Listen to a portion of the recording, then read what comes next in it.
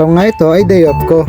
Kumuha nga ako ng makakapal na karton para ipangsapin sa ilalim ng higaan ko. Malapit na nga pala ang winter dito, kaya panigurado sobrang lamig dito. Sa ibang lugar nga ay nag-i-snow na daw, kaya itong karton na to magiging panangga sa lamig. Papasok pa nga lang ang winter, ramdam ko na ang lamig. Hindi ko nga alam kung ano ang gagawin ko kapag winter na. Hindi ko alam kung saan ako sisiksik nito. Sa sobrang nipis ng balat ko ay lamigin talaga ako. At sa sobrang kapal nga ng karton, hirap na hirap akong gupitin. Buti na lang hindi sumusuko yung hawak kong gunting. Hindi kagaya sa relasyon nyo, wala nang kalatoy-latoy. Char lang. 11 AM na pala, kaya bumaba na ako para iligpit tong mga karton. Sa mga hindi nakakaalam, yung dormitory ko nga pala at yung factory na tinatarabahuhan ko ay iisa lang. Pabor nga ito sa aming mga Pilipino. Dahil dito wala kaming hassle, wala kaming iisiping transportation. Mas maganda na nga ito kaysa sa nagko-commute ka. At dahil dito nababawasan yung stress namin sa trabaho.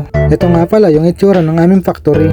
Yung mga dilaw na kortina na po yan kaliwat kanan is mga departamento. Dahil tanghali na nga, mag-iisip na naman ako kung ano uulamin. Pag Sabado at Linggo nga pala, mga Pilipino lang ang nandito. Kaya malaya kami kung anong gagawin namin. Dediretso na nga ako sa kusina para makapagsaing. Yung ibang departamento nga ay may mga pasok. Maswerte ka nga pag may pasok ka Sabado-Linggo. Pag may pasok ka nga Sabado, nasa 2,000 pesos ang bayad sa'yo. Kapag Linggo naman, nasa 3,000 ang bayad sa'yo.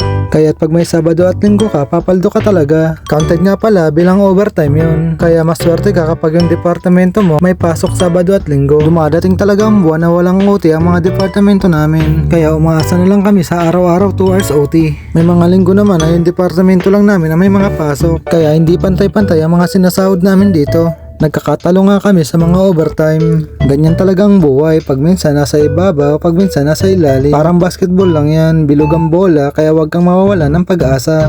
Darating din ang buwan na papaldo kami sabay-sabay. Pagpasensyaan nyo na pala kung magulo tong kwarto namin. Ganyan talaga kapag mga pogi ang nakatira. Bababa na nga ako para makakain. Ang ulam pala namin ay kakaiba. Tinapa, noodles at saka talong. Nakakaumay na kasi ang isda at saka baboy. Ano sa araw-araw na lang. Bago nga pala ang lahat, ako nga pala si Mark, isang OFW dito sa Taiwan. 7 months na nga pala ako dito sa Taiwan. Sa sobrang bilis ng mga araw, magwa 1 year na pala ako. Sa sobrang bilis nga ng mga araw, hindi mo mamalayan, pa-end contract ka na. Kaya kung nagbabalak ka mag-abroad, pag-isipan mo to.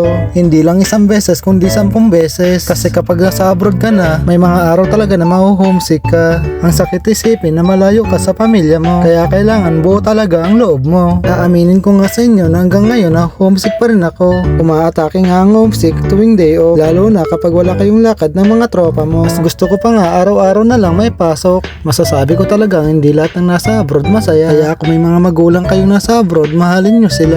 Huwag niyong sayangin yung sakripisyo na ginagawa nila. Lalo na sa sapit na yung pinakamalungkot na buwan sa mga OFW. Magpapasko na naman sila na malayo sa pamilya. Hanggang dito na nga lang yung video ko. Kung nagustuhan mo nga yung video ko, pwede ba ako makahingi sa'yo ng isang like, kaibigan?